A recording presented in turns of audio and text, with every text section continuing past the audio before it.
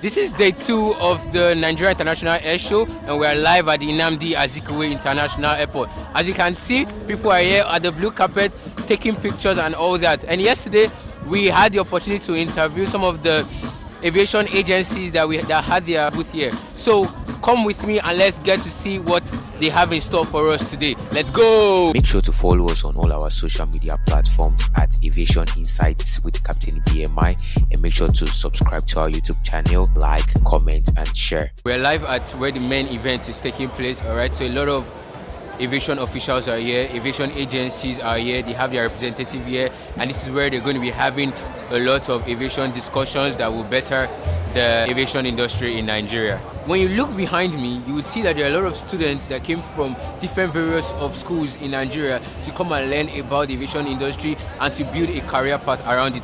As we all know, the future of the aviation industries lies in the youth. Join me as we interview some more aviation booth stands that we didn't get to interview yesterday. All right, let's go.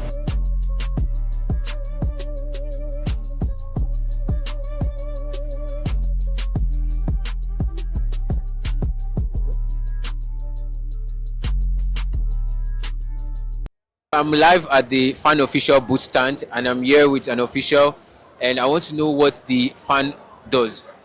Okay, my name is Adamu Mohammed. I'm a staff of the Federal Airports Authority of Nigeria, and we have a stand here at the Nigeria International Airshow, and it's good to have you. So I just want to know what the FAAN agency does in the aviation sector in Nigeria. Okay, so FAAN is one of the several agencies under the Ministry of Aviation and Aerospace Development. So the FAAN is Federal Airports Authority of Nigeria, and our primary role is to maintain the infrastructures at the airports, including the terminals, the runway, and other facilities at the airport. So more or less, we are like facility. Our responsibilities can be, is akin to what a facility manager does. Yeah, and we're the flagship. We're one of the flagship agencies under the Ministry of Aviation and Aerospace Development. Okay, sir. So is there a difference between NAMA and FAAN? Absolutely. Okay, sir. What's the difference, sir? So, NAMA is responsible for basically airspace management.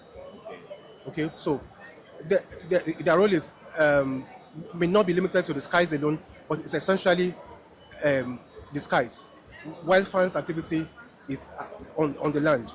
Good afternoon, ma'am. Good afternoon. Yes. Can I know what Arik Air is all about? Okay, we're into travels, domestic travel in Nigeria. Okay. So which states do you guys go to in Nigeria? We operate out of Abuja, Lagos, Port Harcourt, Benin, Warri, Asaba. So the Nigerian Air Force came to show us some of the fighter jets that they have and also the helicopters. So if you look right behind me, you would see one of the jets that fly supersonic and then some ammunitions that they have right now in display. And then if you look to the other side, we also have another fighter jet, and then we have 2 helicopters that the Nigerian Air Force came to show us today. All right, so we are outside another airline called Q Air. So we're just going to take a quick tour inside it. Let's go.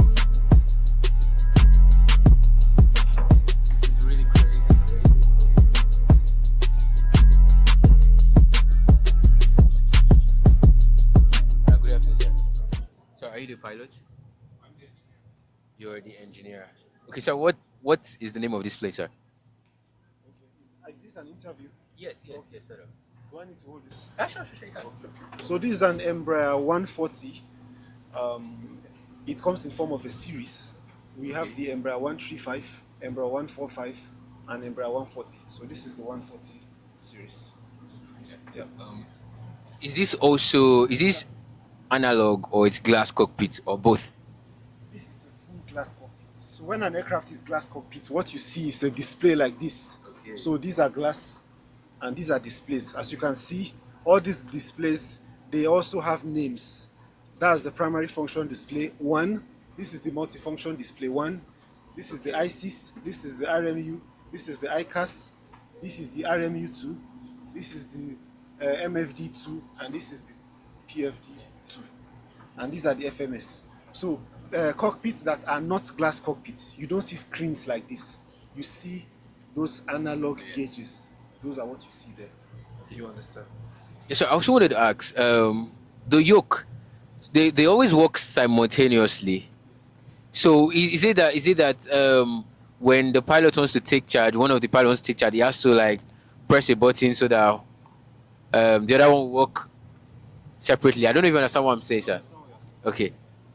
So it's designed in such a way that they work, they are synchronized to work simultaneously at all times. But when you are flying, the reason why how it's done is that how it's done is that when the captain has control and he wants to give control to the co-pilot, he will tell the co-pilot, and the co-pilot is going to acknowledge, I have controls. Then he frees himself from control. So it's not like both of them will be controlling it at the same time. So one person controls it at every given time, not that both of them control it at the same time. Thank you very much, sir. So can we take a quick tour inside? Sure, you are very. Okay. Wow. Good afternoon, sir. So this is a commercial jet actually. Seats. Has so many seats. And if you come. Sorry, good afternoon, sir. Good afternoon. So this has one on this side, two on this side, and this is the window. Say hi to the world. All right. Yeah. And then let's go down.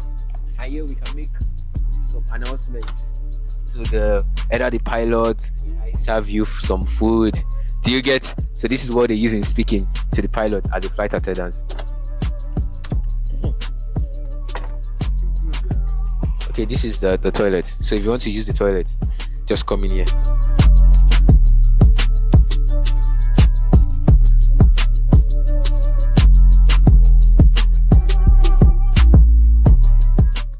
So this aircraft behind me is the Beechcraft King Air 350i. It is owned by the Nigerian Air Force, and they use it to carry executive people like the high-ranking officers, the governors, the senator, and sometimes even the vice president of the nation. Okay, so right here we have the Diamond aircraft. It's a student aircraft owned by the Nigerian College of Aviation Technology, NCAT.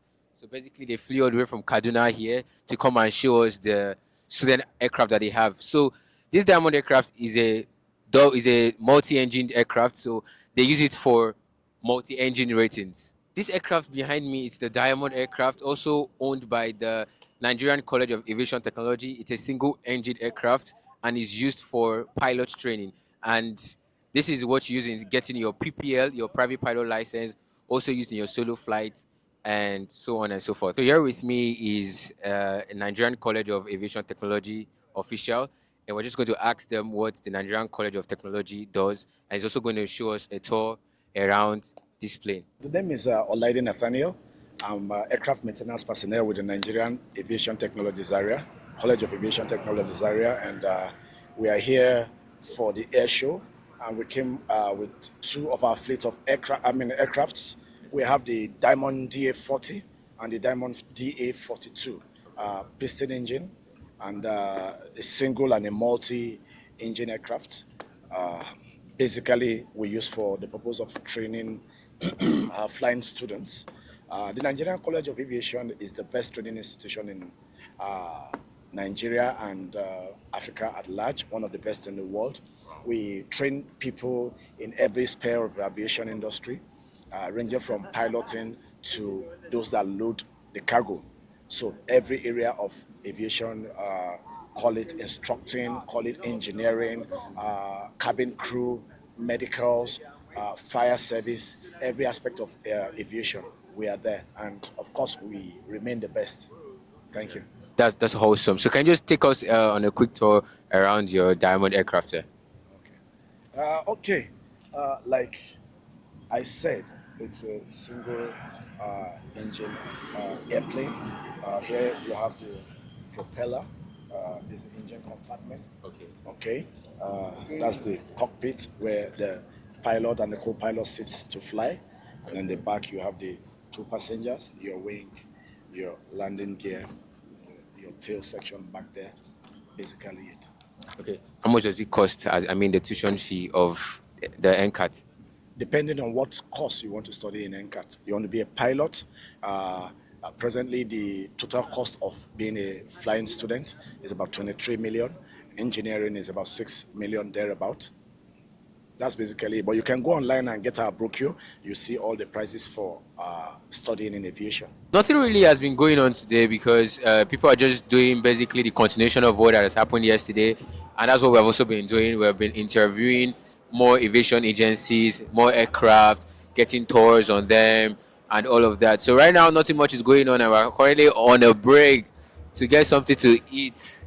All right. So, but very soon we'll get back to interview more aviation agencies that are right here to show us what they have. So we are with one of NCAT students. I'm just going to be asking her a few questions. So earlier we already had a conversation and she said that she studied statistics. So now I would love to ask you why you changed your career path. Okay, I've always had this dream since I was 9 actually. So my mom, when I finished secondary school, I was like, Mommy, I want to go to aviation. So she said, no, go and get a degree first. And I applied for electrical engineering, which I already told you. But as Nigeria University, because I studied in ABU, so I got statistics. So why I came back after I studied statistics, because I really love aviation. Like seeing the takeoff, the land, because I was born in the industry. My mom was an aircraft maintenance engineer. So I always see takeoff, landing, and all of that. So I said, oh no, because I've gone to university doesn't mean that I'm not going to do aviation. So I wrote the exam. The first entrance exam I wrote in 2019, I didn't pass. So I came in 2023, and as God will have it, I got the admission. We know aviation is more like a man's dominated field. Yeah, so how does it feel like being a lady that is trying to like push beyond this boundary? Okay, it feels great, and I'm a proud member of Women in Aviation, Girls in Aviation, proud member. Like, so when I see like younger girls that want to become pilots, I push them because, of course, there are a lot of men in the industry, and we're very, very few. They are lacking women in the aviation. You already know that, right? So, I'm very proudful. I'm very proudful about it. Like to be one of the few women in the aviation. It's actually very interesting to be one of them. And my last question will be, how does it feel like being a student pilot? It's stressful a bit. Of course, there's nothing good that doesn't come with stress. So it feels, some days you feel like you're giving up, some days you feel like you're tired, some days you feel like, is this it for me? Do I really want to do this? But you just have to keep pushing. Because being a student pilot, especially in Nigeria, like you know how everything about Nigeria is, they are training you like as if you are going to the military. That's how it is. But really, the experience is wonderful. Especially if you go to like good schools like NCAT, IAC, private flyers, and all of that. Like everything is just wonderful. Every stage there's a new experience. Every stage there's a new experience. That's just it. It is such a privilege to interview one of the biggest icons in the aviation industry in Nigeria. So here with me we have engineer Isaac Balami, the founder of 7-Star Global Airlines and also 7-Star Global Anga, and also the founder of Isaac Balami University of Aeronautics and Management. And it is also the first private university in Nigeria. So thank you for having me. The first private aeronautical university. Okay, the first private aeronautical university in Nigeria. What made you have this kind of vision in this aviation industry? The idea is just to see how we can solve problems with my partners. You heard the Minister of Aviation saying just last month that we are out of air traffic controllers. Wow. So the minister had to intervene to call back retired air traffic controllers. Wow. Very soon, in 10 years' time from now, the African continent alone will be in need of 29,000 pilots and 31,000 aircraft engineers. Wow. Zaria, Egypt, Morocco cannot do even 20%. So it's a response to the demand. Yes. It's a call to duty, and we felt it's necessary and very, very important to see how we can rescue the industry before it's too late. So we're not just training pilots and engineers or aviation management team, but we are raising leaders. For example, if you come to the Isaac Balami University of Aeronautics and Management, you won't just finish with a degree in aviation management or mechatronics or systems engineering or software engineering or or aerospace engineering. You're finishing also with pilot license, manufacturer's type course on Boeing, Airbus, Rolls-Royce, Gulfstream, and so on and so forth. You also have access to about 1,000 aircraft logging hours every year. Wow. So aside the Salah holiday during Ramadan fast or the Christmas holiday, every other holiday and weekend you spend in the hangar flying, aircraft engine shop, aircraft workshop, landing gear shop, structural repair, sheet metal repair, aircraft designs, aircraft building, and by the time you are 21 years old and you're graduating after 4 or 5 years degree program, you're ready for the world. You're finishing with NCAA license in our university. You're also finishing with EASA license. So that's what we are actually doing. We're currently at the booth stand of Private Flyers, and I'm here with your MD, the MD of Private Flyers, and it's such an honor to be able to interview you, sir. So what's Private Flyers all about, sir? Yeah, thank you very much. Private Flyers International Limited. That's Wow. a full name. Yes, sir. The company was set up in August 21st, 2006. Wow. With a vision on general aviation and focus on area work and training. You can see that we have a lot of students coming here. Those are aviation lovers, those who are interested in aviation. We try to monitor them, we try to mentor them so that they can see for themselves, they can fly our sim and then have that view of flying an aeroplane. Maybe that will make up their mind. But in essence, Private Flyers is a company, is the first private company that was licensed to train pilots in Nigeria, and it's still the first. Wow. We're given approval to train up to PPL level, that is private pilot license. We've not migrated to commercial pilot license. We're on private pilot license. So once our students finish from our school, we give them a certificate of completion and a license, private pilot license. So anyone that wishes to further his education can now move further, either to NCAT Zaria, that is Nigerian College of Aviation Technology Zaria, Yes, sir. or Ilorin Yes, sir. Aviation College, or South Africa or America. Most of our students are in South Africa, some of them are in the United States for their CPL. Yes, sir. So are you in partnership with NCAT, the one in Ilorin, and South Africa? We and have an United States? MOU. We have an MOU with Ilorin. We have Okay. an MOU with NCAT Zaria. Okay. The essence of that MOU is that aviation is a small industry, a small world. It's a small community. So for the success of training and to have the best product in it, the regulators have encouraged us to have an MOU with each other so that we can share knowledge. Where you have expertise, you can give to the other school. So we tap knowledge from each other. So that's why we have this MOU all around within the schools, so that we can better bring out good product for the aviation industry. And we have seen that. We were licensed in 2018, and we started our operation in 2019. Okay. And when the COVID came in, we had to suspend. Yes. So after the COVID 2021, we continued. To date, I think we have rolled out almost about 50 pilots now. Wow. From Private Flyers. That's huge. Yes. Yeah. So, and we now, since we don't have a commercial approval yet, even though the regulators have asked us to come, but we said, okay, we are not ready. Once we are ready, we'll knock at their door. But what we are doing now is collaboration with the bigger school, that is NCAT Zaria. So we want some of our students that couldn't afford going to South Africa or United States or America or Europe. We now put them together and then we'll send them to NCAT Zaria under our watch, Private Flyers watch, to see that they complete their CPL and they have their dream as a commercial pilot license. Hopefully that will come up in early next year, in the first quarter of next year. course. We're taking about 10 to 15 students for that program. Right, thank you very much, sir. So, where is the The school. company based? The We're school based in Kaduna, Okay. number 11C Ohikere. That's our administrative office. Okay. And then our training, we do our flight training at the airport, Kaduna International Airport. Wow. And in our fleet, we have Cessna aircraft in our fleet. With this fair, this international air show, we were trying to partner with Jabiru of Yes. Austria and South Africa, so that we can also use some of their products in our training. So, That's really amazing. That's really amazing. I'm an aspiring pilot, so I that's did great. look forward to enrolling under you.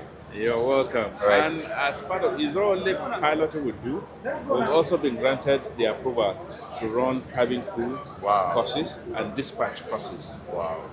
And then we also have approval for some aviation management courses.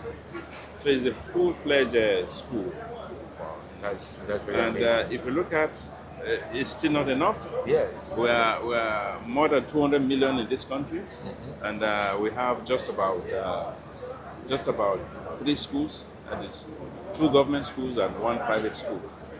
It's not enough for 200 million. If you go to countries like South Africa, they have But more there are a than lot of 200 flight schools. flight schools. Yeah, a lot. A Yes. lot. So the door is open for more schools to come up, so that we can collaborate with each other and then share expertise. Honestly, we look forward to that in the Nigerian aviation industry. Yeah. Here with me is the CEO of Innomesh Technologies and they built this drone. So, sir, can you tell us about this drone and if it was locally made? Yeah, okay, this is the Suri Agrimesh T30. Okay, sir. We call it Suri Smart Unmanned Resource Yielder. Okay, sir. Yeah, we call it Suri Agrimesh. Agrimesh, that's agriculture, machine with the Innomesh. That's why we call it Agrimesh T30. T30, that's the tank. Okay. So this is locally built here in Nigeria. Wow. Yeah. Every compartment. Yes, we only outsource some part of it, like the tank. Okay. We outsource it for now because Yes. it's a working prototype. Okay. So we outsource the tank, the motors also. Wow. So we outsource all that, but then the rest of the thing, the flight controller we outsource, but then we have to program everything. We program the sensors, the frame, put everything together with the carbon fiber composite and then stainless steel. Okay. But- So how is it used in the farm. agricultural industry? Yeah, you use it for pesticides, insecticides, and fertilizer. Liquid, Yes, sir. liquid fertilizer. I'll give you one. Okay. Yeah, liquid fertilizer. So, and then you can fly it autonomously too. Wow. Yeah, you can fly manually and then you can fly autonomously. But we prefer flying autonomously because it's best. We have all the sensors you need: the obstacle avoidance, the terrain sensor, and we have the power modules too. Everything to make it airworthy. Wow. You get. So that's the Suri for you. Okay, does he have a clearance already? No, No, not yet. we're working on On- we're working on on that. destiny clearance. Yeah, we're working on that. The NCA to clear this, we have to have a facility. Okay. Because when we're building this, I can show you the pictures of when we're building the stages it took us to build. We have to go from one place to another. Like we have to go to this painter to paint it. You have to go to the fabricator to help us cut it. You have to go to you just keep going to different places to just build one drone. NCA doesn't want that. It wants to have a everything to have facility. everything there. Okay. Once you have the facility there, then you build and they'll come there and they'll give me my certificate there. So that's why I'm here. Like just trying to show the world what we can actually build in Nigeria. It's just me, the team of 4 engineers. Yeah, we sat down and then build this. So where are you guys based? We're based in Kaduna. In Kaduna. Yeah. Wow. So does it mean that every drone that has to be built, like when you want to build a drone, you just have to have a clearance for it? So I can't decide to just build a drone for For myself. this type of drones, For this type of drones. because it's heavy duty drone. Okay. This has a maximum takeoff weight of 77 kg. Wow. That's almost a bag of rice. Yes. More than some bag of that's bag a of bag of rice, yeah, actually. Yeah. So you see, and then the security clearance, we already have the security clearance from NSA. Okay. Yeah. I work also in my parents' company, Fireflies, as the drone head of drone operations there. So from there, I got the clearance for operating the drones. Then in my own company for manufacturing, that's what I want to put Bring them together. together then walk the killing two birds with one stone. Yes. Yeah, I'm the stone. And The- the yeah, rest. they're the best. Yeah, amazing, Yeah. amazing, amazing, Yes. amazing. We just concluded the day 2 of the Nigeria International Airshow, where we got the opportunity to know about the Nigerian Air Force fleet and also the ammunitions that they have.